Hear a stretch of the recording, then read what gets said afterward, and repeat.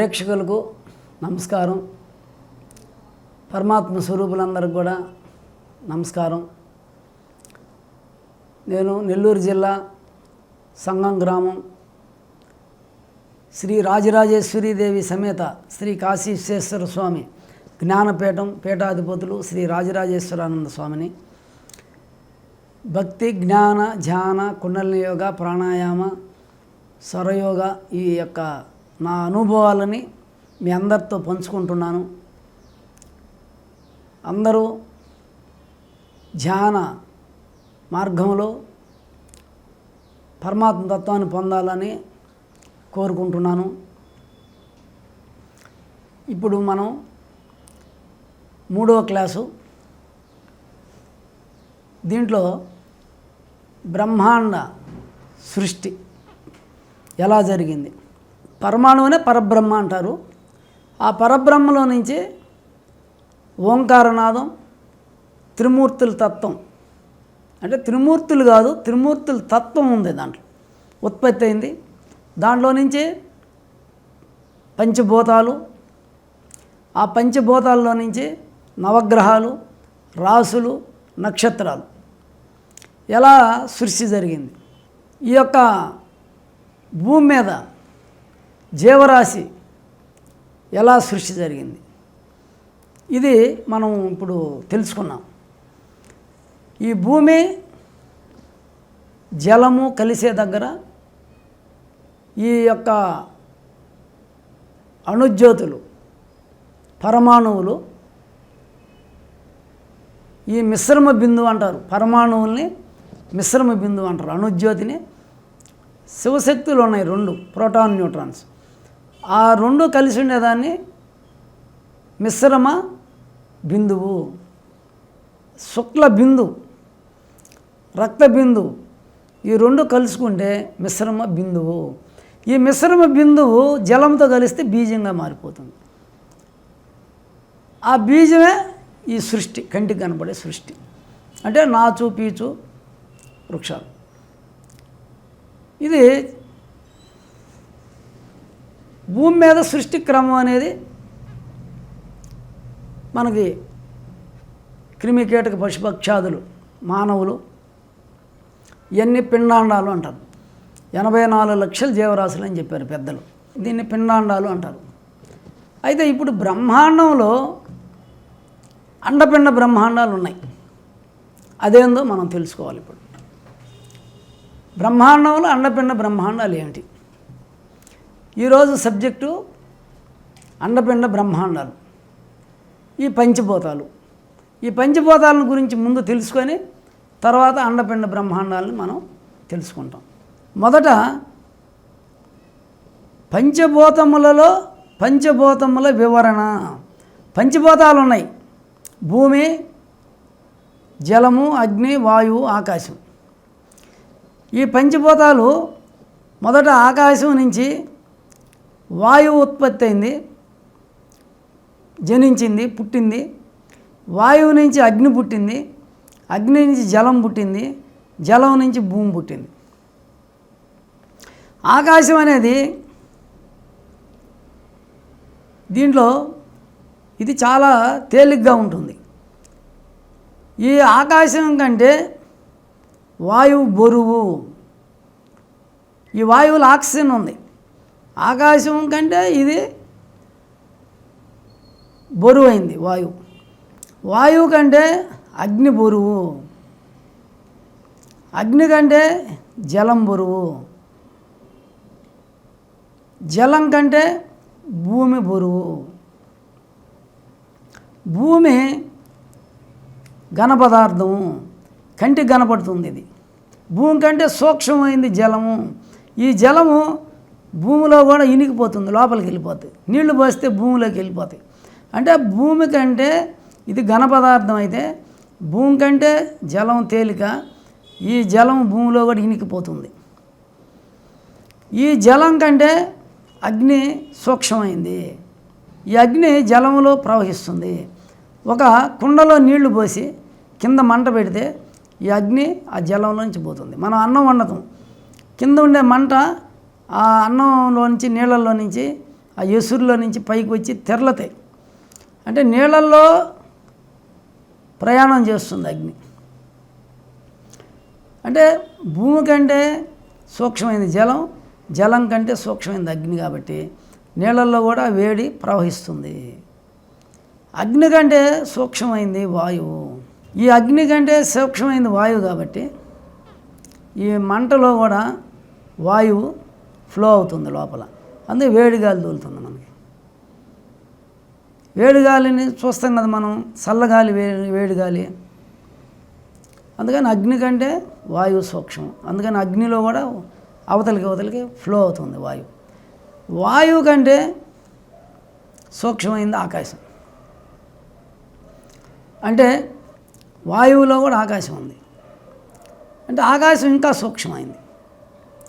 అంటే భూమి కంటే జలం తేలిక, జలం కంటే అగ్ని తేలిక, అగ్ని కంటే వాయువు తేలిక, వాయువు కంటే ఆకాశం తేలిక.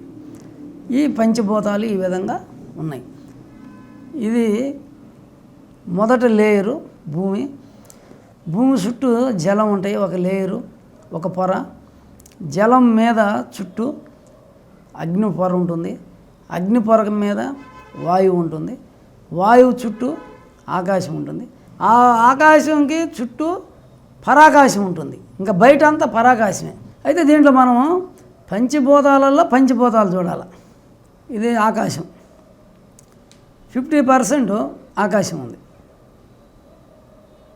ఈ ఆకాశంలో సగం వచ్చి 4 భాగాలు చేయాలి. ఆకాశంలో 50% ఆకాశం, వాయువు 12.5%, అగ్ని 12.5%, జలం 12.5%, భూమి 12.5%. అంటే సగం ఆకాశం అంటే మిగిలిన 4 12.5%, 12.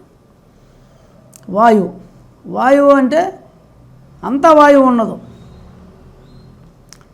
వాయువు సగం ఉంటే దాంట్లో కూడా వాయువులు ఆకాశం, అగ్ని, జలము, భూమి 12.5%. అగ్ని అంటే అగ్ని అంతా అగ్ని ఉండదు. అగ్నిలో సగం 50% అగ్ని ఉంటుంది. దీంట్లో ఆకాశము, వాయువు, జలము, భూమి. జలం ఉంది. జలం అంతా జలం ఉండదు. జలం 50% ఉంటే జలములో ఆకాశము, వాయువు, అగ్ని, భూమి. ఈ జలము 50%, ఆకాశం 12.5%, వాయువు 12.5%, అగ్ని 12.5%, భూమి 12.5%. భూమి అంటే భూమిలో అంత ఉత్త భూమి ఉండదు, ఘన పదార్థం. దాంట్లో అన్నీ ఉన్నాయి. భూమిలో ఆకాశం ఉంది, వాయువు ఉంది, అగ్ని ఉంది, జలం ఉంది. అంటే భూమి లోపల ఆకాశం అంటే ఖాళీలు ఉంటాయి, ఖాళీ స్థలం, పొరలు ఉంటాయి, ఏమి లేని పొరలు ఉంటాయి, ఖాళీ పొరలు ఉంటాయి భూమిలో. వాయువు, గ్యాస్ ఉత్పత్తి అవుతుంది భూమి లోపల, గ్యాస్ ఉంటుంది. అగ్ని ఉంటుంది లోపల, జలం ఉంటుంది. అంటే పెట్రోలు, కిరసనాయిలు అట్లా మనకి. భూమిలో 50% భూమి, ఆకాశం 12%, 12.5%, వాయువు 12.5%, అగ్ని 12.5%, జలం 12.5%. ఇట్లా ప్రతి పంచభూతాలు 5, పేరుకి 5 అయినప్పటికీ ఒక ఆకాశంలో సగమే అది ఉంటుంది. ఆకాశ పంచకం అంటారు. ఆకాశం సగం, మిగిలిన 4. వాయువు సగం, మిగిలిన సగం, దాంట్లో కొంత భాగం. అట్లా ఉంది ఈ యొక్క పంచభూతాల నిర్మాణము. ఈ పంచభూత వ్యవస్థ ఈ విధంగా ఉంది. పంచభూతములలో పంచభూతముల వివరణ. ఇప్పుడు మనం పంచభూతాల గురించి తెలుసుకున్నాం. తర్వాత బ్రహ్మాండం అన్నాం. ఇదంతా బ్రహ్మాండం అంటే ఏంటి? భూమి, జలము, అగ్ని, వాయువు, ఆకాశం. ఆ పైన ఓజోన్ పొర ఉంటుంది, రక్షణ వలయం. ఆ పైన నవగ్రహాలు ఉంటాయి. ఆ నవగ్రహాల చుట్టూ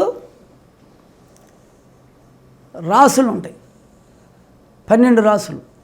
ఈ 12 రాసుల పైన 20 నక్షత్రాలు ఉంటాయి. అది ఈ ఓజోన్ పొర పైన ఉండేది పరాకాశం. అంటే అది మనం చూడటంలే. ఈ పంచభూతాలు కనపడుతున్నాయి మనకి. భూమి, జలము, అగ్ని, వాయువు, ఆకాశం, ఈ 3 కనపడుతున్నాయి. కానీ ఆ పైన ఉండేది గ్రహాలు సూక్ష్మంగా కనపడుతున్నాయి. ఇదిగో రాసులు అనుకుంటున్నాం, ఇదిగో నక్షత్రాలు అనుకుంటున్నాం, ఇదిగో ఈ యొక్క విశ్వం, ఆ విశ్వాన్ని మనం చూస్తున్నాం. అయితే అక్కడ ఉండేది మనకేం పెద్దగా దూరంగా సూక్ష్మంగా కనపడుతున్నాయి, కానీ అంతకంటే దగ్గరలో మన పంచభూతాలే కనిపిస్తున్నాయి. అది ఓజోన్ పొర పైన పరాకాశం, జ్యోత్స్నాలోకం. ఈ ఓజోన్ పొర కిందనే సూర్యచంద్రులు, నవగ్రహాలకు సంబంధించి సూర్యచంద్రులు, పొగులు రాత్రి. ఈ భూమి మీద పొగులు రాత్రి, పౌర్ణమి, అమావాస్య. భూమి మీదనే ఇది. ఓజోన్ పొర దాటితే అవి లేవు. పొగులు రాత్రి లేదు, పౌర్ణమి, అమావాస్య. అదంతా జ్యోత్స్నాలోకం. అక్కడ అసలు ఆక్సిజనే ఉండదు. అక్కడ స్థూల శరీరం ఉండదు, సూక్ష్మ శరీరం ఉంటుంది. అక్కడ సూక్ష్మ శరీరంతో అంటే మిశ్రమ బిందువుగా పోవచ్చు, కానీ బీజంగా ఉండేది యువతలే ఉండదు. భూమి మీదే ఉంటుంది. బీజం అంటే బరువు. అదే జీవరాశి శరీరాలన్నీ బరువు కాబట్టి, క్రిమి కీటక పశుపక్షాదులన్నీ బరువు కాబట్టి భూమి మీద ఉంటాయి. దాన్ని దాటితేనే మిశ్రమ బిందువుగా పోవాల్సింది మనం. మిశ్రమ బిందువు అంటే లైట్, అణుజ్యోతులు, పరంజ్యోతులుగా మనం వెళ్ళాల్సిందే ఓజోన్ పొర దాటితే. ఈ యొక్క తత్వంలో బ్రహ్మాండం అంటే పంచభూతాలు. దీంట్లో మళ్ళీ అండపిండ బ్రహ్మాండాలు ఉన్నాయి, అది తెలుసుకోవాలి. పంచభూతాలలో అండపిండ బ్రహ్మాండాలు ఎలా ఉన్నాయి? బ్రహ్మాండం కదా బయట, ఈ శరీరాలన్నీ పిండాండాలు కదా. ఈ బ్రహ్మాండంలో ఇప్పుడు అండం అంటే ఏంది? భూమి, జలం కలిసే కాడ అండం ఉత్పత్తి అవుతుంది, జీవరాశి ఉత్పత్తి అవుతుంది. నాచు, పీచు, వృక్షాలు, చెట్లు, క్రిమి కీటక పశుపక్షాదులు ఎక్కడ ఉత్పత్తి అవుతున్నాయి? భూమి, జలం కలిసే కాడ మిశ్రమ అంటే అణుజ్యోతులు కానీ ఉంటే ఈ అణుజ్యోతులే బీజాలుగా మారిపోతున్నాయి. నెక్స్ట్, ఈ మిశ్రమ బీజాలు భూమి మీదనే ఉంటాయి. దీనికి సూర్యకిరణాలు అవసరం. సృష్టి జరగాలంటే ఖచ్చితంగా సూర్యకిరణాలు కూడా అవసరం. భూమి, జలం కలిసే కాడ ఏదైనా ఒక మిశ్రమ బిందువు ఉంటే అది వికసనం చెందుతుంది. మిశ్రమ బీజము, బిందువు అంటే జ్యోతి. దాని లోపల పరమాణువు అంటాం దాన్ని. పర అంటే కనపడటంలా, జ్యోతి రూపంలో ఉంది, దాని అణుజ్యోతి అన్నాం. ఈ కనపడడం దాని లోపల ఏంటంటే వికసించే గుణం ఉంది. అందుకని జలం తగలతానే అది బీజం అయిపోయింది, బీజాలు ఉత్పత్తి అయినాయి. అనేక 84 లక్షల జీవరాశులు ఉత్పత్తి అయినాయి. ఎన్నో రకాలు చూస్తుంటారు. పురుగులే ఎన్నో రకాలు ఉంటాయి. రెక్క పురుగులు ఉంటాయి, పాకే పురుగులు ఉంటాయి, దోమలు, సీమలు, ఎన్నో 84 లక్షల జీవరాశులు. ఈ జీవరాశులన్నిటిలో ఏముందంటే బీజంతో ఉత్పత్తి అయిన జీవరాశులు. బిందువు బీజంగా మారింది. బీజంలో బిందువు ఉంది అంటే లైట్ ఉంది, అణుజ్యోతులు ఉన్నాయి. దాన్నే రక్త కణము అన్నాం. రక్తం అంటే జలం, కణం అంటే అగ్ని. రక్త కణం అంటే జీవకణము. రక్తం అంటే జీవం, కణం అంటే అగ్ని అంటే వెలుగు, ప్రకాశం. రక్త కణాలు అంటే ఏంది? ఎర్రంగా ఉంటాయి కాబట్టి వాటికి రక్త కణాలు అని పేరు వచ్చింది. అంటే శక్తితో కూడుకున్నాయి. రక్త కణాల సమూహం ఈ శరీరం. రక్త కణాన్ని మిశ్రమ బీజం అంటారు. రక్తం వచ్చి బీజం అయితే ఆ కణం ఉండేది బిందువు. రక్త కణాలు, రక్తము, కణము. రక్తం వచ్చి బీజము, కణం వచ్చి బిందువు. అందువల్ల ప్రతి బీజంలో కణం ఉంది. రక్త కణం అంటే కణము బేస్ చేసుకొని ఈ రక్తం ప్రసారం అవుతుంది. ఈ రక్తము కణం కలిస్తే రక్త కణం. ఈ కణం అనేది లైట్, బిందువు బీజమైంది రక్తంతో కలిసి. అందువల్ల ప్రతి శరీరంలో రక్త కణాలతో నిర్మితమైంది. ప్రతి రక్త కణంలో అణుజ్యోతి ఉంది. ఈ అణుజ్యోతుల సమూహమే శరీరం. ఇవి ఎక్కడ ఉత్పత్తి అవుతున్నాయి? భూమి జలము మధ్యలో ఈ యొక్క బీజ సమూహం అయినటువంటి శరీరాలు ఉత్పత్తి అవుతున్నాయి. అందుకని సృష్టి, అన్నములు ఉత్పత్తి అవుతున్నాయి ఎక్కడ? భూమి జలం కలిసే కాడ. అందుకని అన్నము అన్నం. తర్వాత అగ్ని అంటే అన్నం తిన్నప్పుడు మనకు అన్నం అంతా కూడా భస్మం అయ్యేది ఇక్కడ పొట్ట దగ్గర, నాభి బొడ్డు దగ్గర భస్మం అవుతుంది అగ్ని వల్ల. అట్లే బయట కూడా అగ్ని ఉంది. ఈ అగ్ని ఏం చేస్తుంది? చెట్లు, ఆకులు వీటిని దహిస్తుంది. యజ్ఞగుండంలో కూడా మనం ద్రవ్యాలు వేస్తాం. నవధాన్యాలు, పండ్లు, జీడిపప్పు, బాదం పప్పు ఇట్లా అగ్నిదేవుడికి సమర్పిస్తాం. అంటే దేవతలకి సమర్పిస్తాం. దేవతలకి ఇవన్నీ ఎప్పుడు వేసామో అది భస్మం చేసి దాంట్లో ఉండే అవిష్యు ఆ శక్తిని పైకి పంపిస్తుంది. అందుకని అగ్ని ఏమవుతుందంటే స్థితి అవుతుంది. అంటే ఎన్నో చెట్లు ఉంటాయి, కాయలు, పూలు, పండ్లు అవన్నీ కూడా అది దహించి దాంట్లో ఉండే ఎసెన్స్ని పైకి తీసుకుపోతుంది. అందువల్ల అగ్ని భూమి జలము అండం అయితే అగ్ని పిండం అవుతుంది. వాయువు కూడా పిండమే. ఎందుకంటే ఈ అగ్ని దహించినటువంటి ఈ అగ్ని ఏదైతే దహిస్తుందో ఈ దహించింది వాయు రూపంలో మొదట కొంత దూరం పైకి పోతుంది. తర్వాత అది ఆకాశంలోకి పోతుంది. ఎసెన్స్ అంటే ఈ పదార్థాల్లో ఉండేటటువంటి విలువైన పోషక పదార్థాలు అవిష్యు అంటారు. ఇప్పుడు యాలక్కాయ ఉంది, దాంట్లో అవిష్ ఏంది? స్మెల్, వాసన. మల్లెపూ ఉంది, దాంట్లో అవిష్ ఏముంది? మల్లెపూలో వచ్చే సువాసన. అట్లా ఏ పదార్థంలో ఉన్న పదార్థాలు ఏటైనా అగ్నికి తగలబడినప్పుడు దాంట్లో ఉండే ఎసెన్స్ ఆవిరి రూపంలో, వాయు రూపంతో, వాయుదేవుడి సహాయంతో ఇంకా పైకి పోతాయి. పైకి పోయి ఆకాశంలో చేరిపోతుంది. అక్కడ ఓజోన్ పొరగా చుట్టూ ఓజోన్ పొరలో ఫార్మేషన్ అవుతుంది. ఓజోన్ పొర అనేది ఒక రక్షణ మనకి. అందుకని భూమి జలము అన్నమైతే, పిండం అంటే అగ్ని, వాయువు, ఆకాశం పిండం. బ్రహ్మాండం అంటే ఓజోన్ పొరకు అవతల ఉండేటటువంటి త్రిమూర్తులు తత్వం, నవగ్రహాలు, నక్షత్రాలు, రాసులు, శివపార్వతులు వాళ్ళందరినీ కలిపి బ్రహ్మాండం అంటారు. అంటే ఓజోన్ పొర అవతల. అంటే పరబ్రహ్మ అంటే అణుజ్యోతులుని పరబ్రహ్మ అంటారు. పరబ్రహ్మ ఒకానొక పరబ్రహ్మని మిశ్రమ బిందువు అంటాం. పరబ్రహ్మని మిశ్రమ బిందువు అంటాం. ఒకానొక మిశ్రమ బిందువు, ఒకానొక పరమాణువు నుంచే శివపార్వతులు సృష్టించబడింది.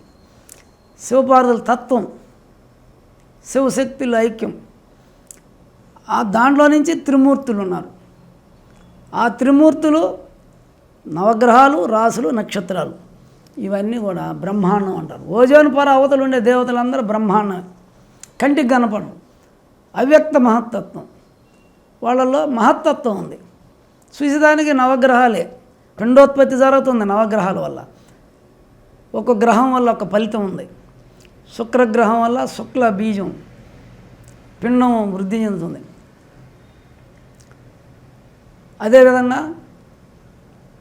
9 గ్రహాలు, ఒక్కొక్క గ్రహం ఒక ఫలితాన్ని ఇస్తుంది మనకు.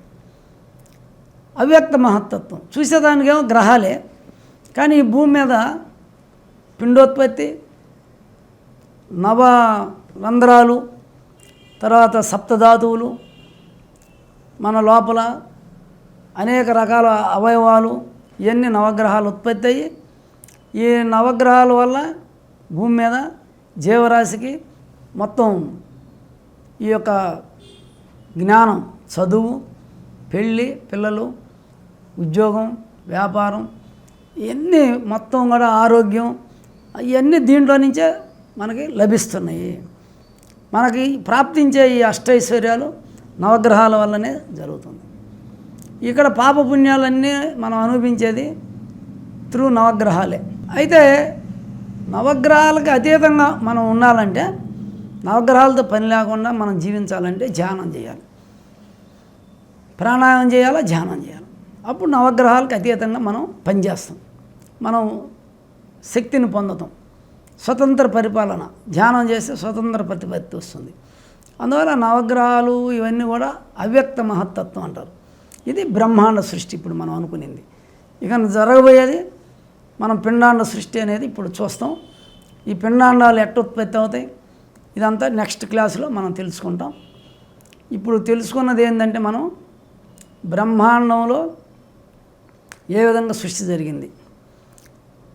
శుక్ల బిందువు నుంచి రక్త బిందువు ఉద్భవించింది. ఈ రెండు కలుసుకుంటే మిశ్రమ బిందువు అయింది. ఈ మిశ్రమ బిందువునే అణుజ్యోతి అంటారు, దీన్నే పరమాణువు అంటారు, దీన్నే పరబ్రహ్మ అంటారు.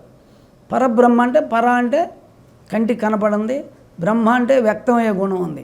అంటే కంటికి కనపడిన ఆ అణుజ్యోతిలో జలం తగిలితే రూపం ఉత్పత్తి అయ్యే గుణం ఉంది కాబట్టి పరబ్రహ్మాన్నం. దాంట్లో ఆ యొక్క శుక్ల బిందువు, రక్త బిందువు, మిశ్రమ బిందువే శివశక్తులు, శివపార్వతులు. వాళ్ళల్లో నుంచి ఓంకార శబ్దం వచ్చింది. ఆ మిశ్రమ బిందువులో ఓంకారం పుట్టింది. ఈ ఓంకారం నుంచి త్రిమూర్తులు పుట్టారు. త్రిమూర్తుల్లో మహత్తత్వం ఉంది, అవ్యక్త మహత్తత్వం. వాళ్ళు ఉద్భవించారు, ఆ తత్వం ఉద్భవించింది. త్రిమూర్తులు నవగ్రహాలను సృష్టించారు. తర్వాత గ్రహాలు, రాసులు, నక్షత్రాలను సృష్టించారు త్రిమూర్తులు. ఇది బ్రహ్మాండ సృష్టి పరిపాలన. ఇది ఇంతవరకు ఈ క్లాసులో మనం తెలుసుకున్నాం. నెక్స్ట్ క్లాసులో పిండాండ సృష్టి తెలుసుకుంటాం. ఈ యొక్క క్లాసుల్ని వింటున్నటువంటి, ఈ యొక్క బ్రహ్మాండ సృష్టి క్లాసులు విన్నటువంటి ప్రేక్షకులందరికీ కూడా, యోగులు, సాధకులందరికీ కూడా నమస్కారాలు, కృతజ్ఞతలు.